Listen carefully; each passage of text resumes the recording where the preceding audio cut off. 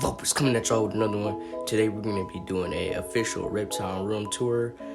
At my last place of residency, I had my reptiles kind of spread out throughout the house, but since we just moved, and in this living situation, I'm allowed to have all my species within my bedroom. So I'm gonna go tank by tank, sort of introducing you guys to everybody, showing you guys my menagerie. So yeah, it's gonna be kind of weird recording my bedroom and posting it online for strangers to view at their leisure. But this isn't any ordinary bedroom. This is the man cave slash reptile section at the county zoo. This is a bedroom that's home to just about a dozen different species of reptile and amphibians found all across the world. So I'm gonna stop talking and show you guys some reptiles. I said it before and I'll say it again. Life moves pretty fast. You don't stop and look around once in a while, you could miss it.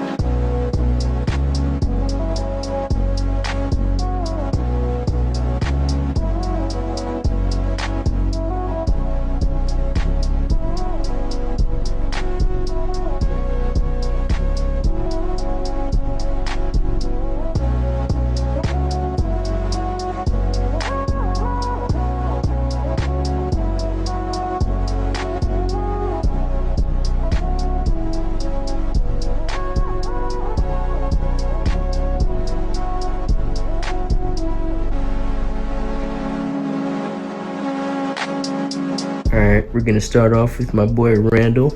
He is a crested gecko. I got him in this hexagonal 20-gallon equivalent. It's nice and tall and vertical for him because they are a arboreal or semi-arboreal species. Very unique gecko. They come from a random island. They have a very unique lifestyle. They eat fruits and stuff like that. They get pretty big. Male is about 10 inches. He is a male. As you can see, he's over there asleep in his pothos. He'll kind of like rotate in a few other spots that he'll sleep in his tank. But as you can see, I don't have any special lighting. That's because these guys will do just fine without it. I'll save like care stuff for another video because I could go on and on about how to take care of every animal in here. But anyway, all the setups in here are bioactive, which means that it's mimicking like a small ecosystem. There's bugs in here that are constantly breaking down organic material like waste or dead leaves, and that will be recycled back to the live planted roots, and it's like a little ecosystem, you know what I mean? So all of these plants are real, all of these sticks are real. That's a actual possum skull that I found in a park. He's got his food and water dish, his little feeding station, and yeah, he's doing good, nice and chunky. He's still a juvenile. I can't wait till he gets bigger. But, yep, that's him. He's in there kicking it, sleeping. This plant is a pothos plant, a Dracaena, and then a snake plant. This pothos plant actually can be found growing on the islands where he comes from. So that's probably why he's sleeping in it. Reminds him of home. Let's move on to the next tank. So this is the first communal setup, which means there's more than one species of reptile in this tank. And I know like within this community there's like a kind of like a touchy topic, and I kind of wanted to like make that, because like the majority of my setups in here are communal, and I just want to showcase that having multiple species in a tank is completely okay if you do it right. Like if you think about it, if you look in a tree in South America, you take a look at a tree in one jungle, there's gonna be all different types of life living on that one tree, you know what I mean? It's called biodiversity, but that's a whole different video. That's a whole separate topic. But this is the Cuban brown and nose and the morning gecko setup. This is my girl Jessica right here, front and center. She doesn't have a scare bone in her body. But her boyfriend, on the other hand, Chad, he's in his little cork hollow, and they like to like sit on it vertically and all that stuff. They like it. It looks just like how you would find them out in the wild. This is This particular species, brown nose, is like a sentimental, I guess you could say, because it was kind of like the first lizard I caught and seen in the wild when my family took me to Florida as a child. So kind of the species that really kickstarted my like fascination for this type of stuff, I guess you could say. So I gotta have them, gotta keep them. Always a pleasure seeing them in there. They're in there with some mourning geckos, as I said earlier. Mourning geckos are super underrated species of gecko. They're always chirping to each other. They're easily the most vocal reptile I've kept so far, at least, or seen. They're just always in here constantly chirping to one another, and they're laying eggs and stuff. The brown nose are laying eggs, and I've actually produced, so that's cool. Oh, and like both of these species are really good at kind of colonizing tropical areas that they're not native to. Like they'll wash up ashore to all different types of islands and stuff, and they're actually a non-native species in the southeastern U.S. and all over other tropical islands and area, Hawaii and stuff. Mourning geckos actually have saltwater eggs, so it's like they kind of evolved to, like, you know what I mean, kind of like colonize whatever tropical island they wash up on, so to speak. One and all, or one mourning gecko can wash up on a completely barren island and just completely populate that entire island. It's crazy, but yeah, that's those guys. I'm gonna feed her real quick, show you guys her eating a mealworm. She loves mealworms. All right, guys, get a nice juicy mealworm for her. She loves mealworms. Watch this. The second it drops down, it's a wrap. Yum.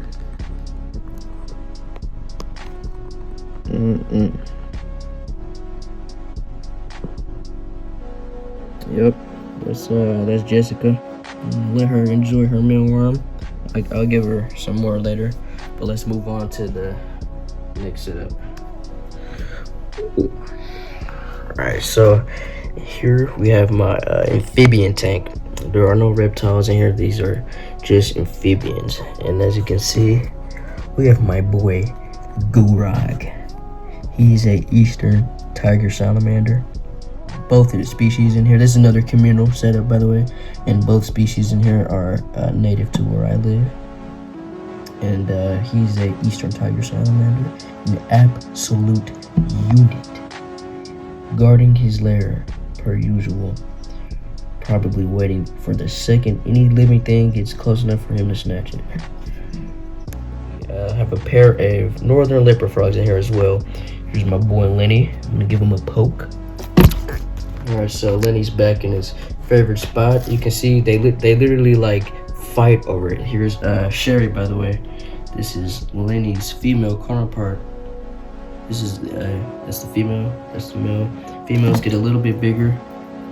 She just jumped into her water dish. They like to soak both of them together in this water dish, and they literally will fight over this spot right here. I don't know why this spot specifically, but you can see right now Lenny is upholding it. But yeah, they come in two color variations, this light brown and this green. Sometimes it'll be a mix of the two, but definitely my favorite frog species we have here in Wisconsin. Just look at them, like this pattern helps them camouflage. You know, basically does the same thing that actual leopard spots do. It helps them break up their shape so they can stalk, and they literally hunt like you know, they're not like a usual bullfrog where they're by the side of a pond or whatever. These guys are in a grassy field, literally pouncing on whatever lands in front of them, you know what I mean, stalking, and they're just a super cool species.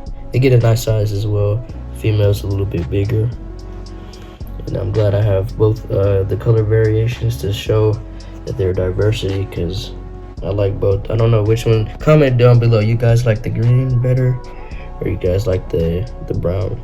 I don't know. I think I like the green, but sometimes she'll have like a green kind of hints to her too. It's super cool. They're kind of like a mix of both. But you guys are in for a treat because I got some night crawlers, so I'm gonna feed them. Alright, I'm gonna offer him a nice juicy worm. See how big that worm is? No issue for him. No issue for him. Watch him go to work. Watch him go to work. Like another cool thing about them, they actually use their hands. You can see them like using his hands to stuff it back in his mouth, like a noodle, like a living noodle.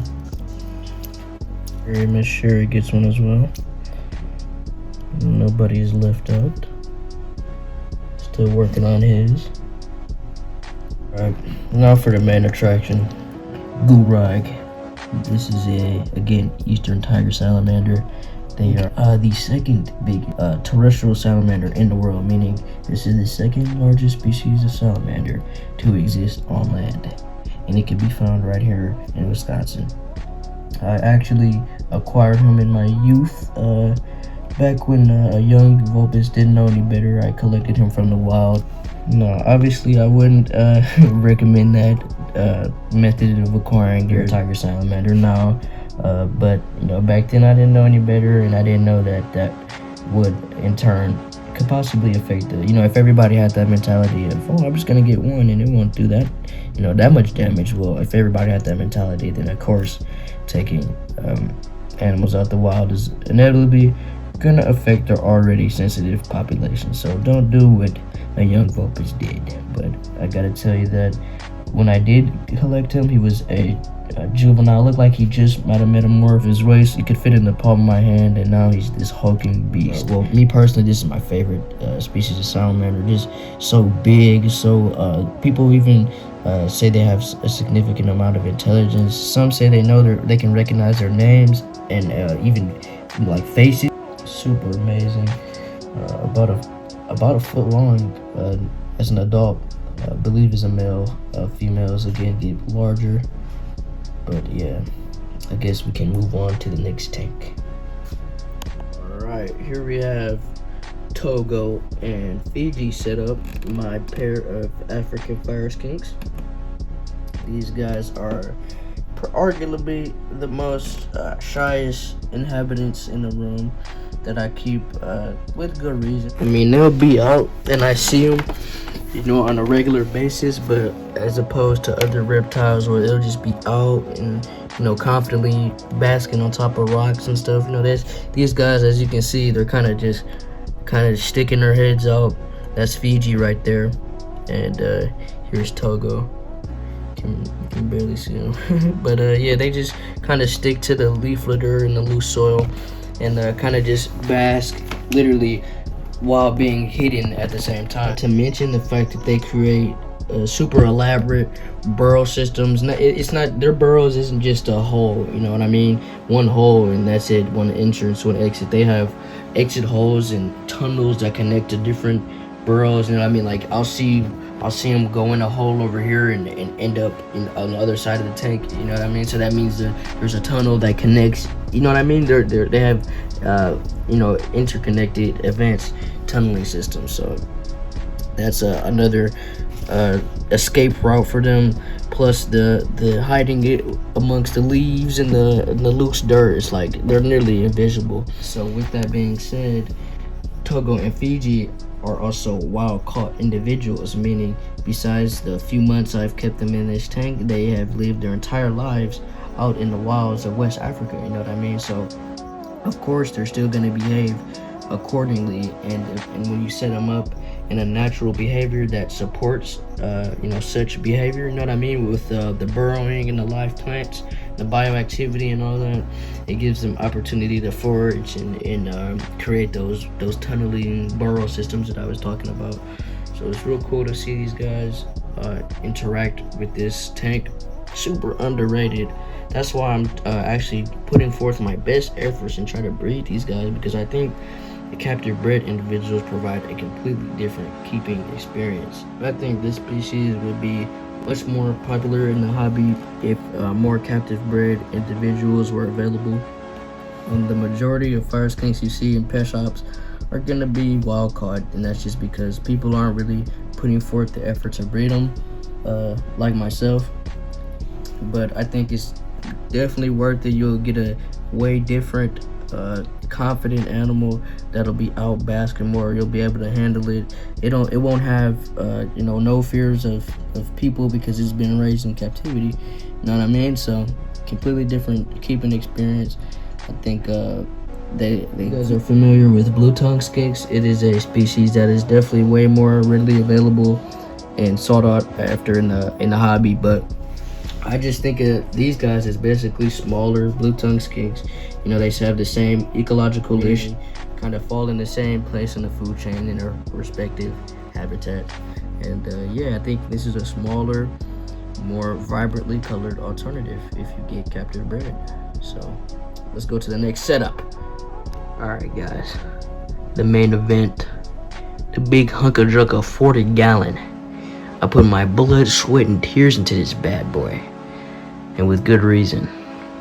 Not only is this arguably the most epic community reptile tank you've ever seen on YouTube, but this tank happens to hold a great amount of sentimental value to my reptile keeping journey, I guess you could say. So after relentless begging, at the age of 7, I received my first tank and my first reptile. And this would be it, this 40-gallon, and it was to house my bearded dragon, which I named New Year. Fortunately, my boy New Year is up in the stars and watching down, but I think he'd approve of what we've done to his previous home. So as I mentioned, this is a communal setup with it housing 5 different species of reptile and amphibian, all in harmony. There's no disputes and there's nothing. It works. Again, I want to emphasize on this channel that keeping multiple species together can be done if you know how to do it, and this is a great example of a tank doing it correctly. This tank is made to mimic specifically the southeastern portion of the United States. You look at this tank, I want you to specifically think, hey, that could be Texas, that could be the Carolinas, maybe Georgia, Florida, Mississippi, you know what I mean? Southeastern United States, boggy, swampy, pine wood forest kind of habitat. This tank is basically like a art project, you know what I mean? I'm just trying to reach a mental image of southeastern US, and I need the plants and certain species to help me achieve that mental image. And I think that I pretty much have reached it. I want to add a couple more plants and do a couple more tweaks and stuff, but I think you guys can get the picture now with what I'm trying to do with this tank. And then let's talk about the inhabitants. You initially look into this tank, you're not going to see all 6 species, just crammed next to each other. I have it so that everybody has their own hiding spaces and their own microhabitats within the setup, so everybody's comfortable, everybody's not shoulder to shoulder. Everybody can fully hide themselves and separate themselves if need be. The first species we're going to talk about in the tank is the grenadolls. So I have a trio in here, which means 1 male and 2 females. But yeah, pretty dope lizards, I'm not gonna lie. Pretty underrated in my opinion too, just because of the fact that they're considered cheap and disposable, because you can just go in your backyard and catch these guys and whatever. They're in literally about every pet store that ever existed. You could probably go in there and buy some grenadolls for under $10. You know what I mean? They're even used as feeder lizards sometimes. So I think they're really cool. Actually really intelligent when they're hunting. You really get to see them use their mind and work out certain situations and stuff when you set them up naturally. I have a trio in here, so you get to see their pecking orders and whatnot. There's a male and 2 female, and there's a dominant female and there's a subdominant female. So it's really interesting to see how their little dynamic, their little politics or whatever. I was actually able to produce 1 offspring last year, but that was kind of towards the end of the season, and unfortunately it was predated on by another inhabitant in this tank. And that's you run that risk of when you're doing community tanks like this. If you want to breed, you run that risk of predation. So, unfortunately, that happened before I was able to remove the baby. But hopefully I can produce some more of this coming spring, so I can show you guys how to properly raise the young, and I'm gonna separate them and all that other stuff. But yeah, pretty dope lizard. Here's a female right here. The next species is the ground skink, as you can see, basking on his pine cone. This is the second species of lizard in here, fully terrestrial. They barely climb. Super, like, these guys are just crazy. Like, they look like a salamander, but it's a tiny skink, super tiny skink. I mean, this thing is literally a couple inches long, and it was extremely difficult to acquire this individual. Unfortunately, well, all of these animals are wild caught because they're just so common, and they're right in your backyard. It only makes sense to just go out and catch them. Even if I did buy them from a pet store, they were wild caught. So that's that. But yeah, the skink's in there. He's doing good. He's vibing, enjoying the fog. He just adds some interest to the bottom layer, the leaf litter.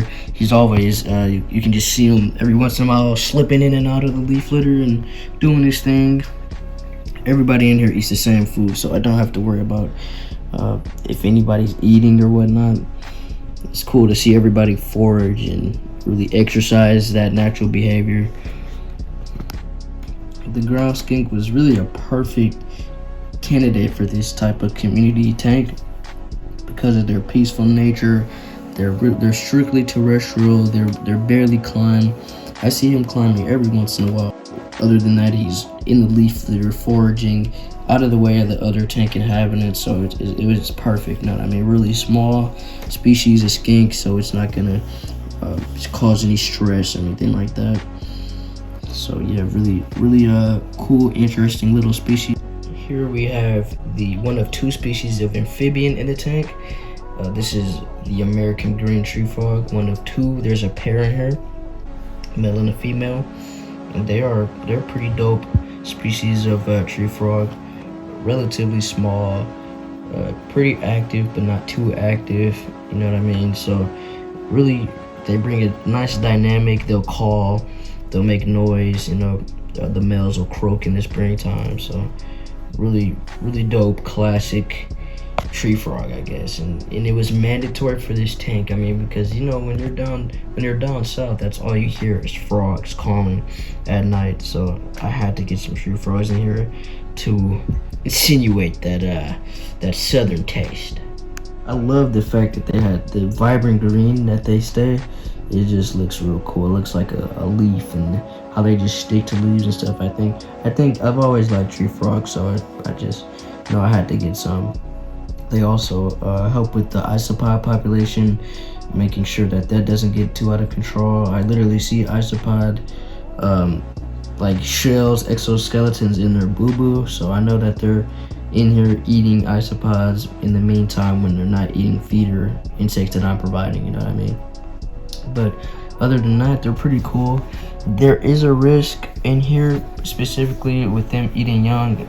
They're actually the ones that ate the green and old baby, but that's a risk I'm willing to take. Usually I would have separated the baby out in time before it was allowed to be eaten, unfortunately, but things happen. You know what I mean? These guys aren't in here thinking, oh, what a cute baby, congratulations. No, that's just another opportunity to fill their stomachs. So things happen, but hopefully, like I said, this spring the unknowns will reproduce again, and I can get some more babies for you guys. For the salamanders, the most elusive inhabitant in this tank, they really spend most of their time either burrowed or underneath logs or whatever. Just basically what they would do in the wild. Salamanders aren't really an outgoing type of animal to begin with, just with them being so sensitive and ingesting so much through their skin. All amphibians ingest. They have permeable skin to a degree, you know what I mean? And salamanders in particular have more permeable skin than other groups of amphibians. So you know they're gonna stick to their moist, secluded, dark, damp spots underneath their logs, and they're fine coming out every here and there to eat or do whatever they need to do. But they're doing good in here. They add another cool dynamic at night. I guess sometimes you'll see them in the water dish, so that's cool. But yeah. Finally, we have our house geckos. Currently, there are 3 adults, 2 females, and a male, and I honestly can't tell you how many juveniles are in the tank at the time. I just don't know. Despite there being multiple species within this tank, these geckos are able to reproduce and even raise young successfully to adulthood within the very same tank. These happen to be Sri Lankan spotted geckos, which are not native to the U.S. Due to them not causing negative impacts on the ecosystems they are introduced to, they are considered non-native as opposed to invasive. Well, unfortunately, that's going to be just about it for this one. I hope you guys enjoyed the tour and looking at my setups. As always, feel free to leave a like and a comment. You know, if you're enjoying the content, it wouldn't hurt to hit that subscribe button and maybe turn on that bell so you wouldn't miss the next time I uploaded a video. As always, thanks for watching. I appreciate it. Deuces.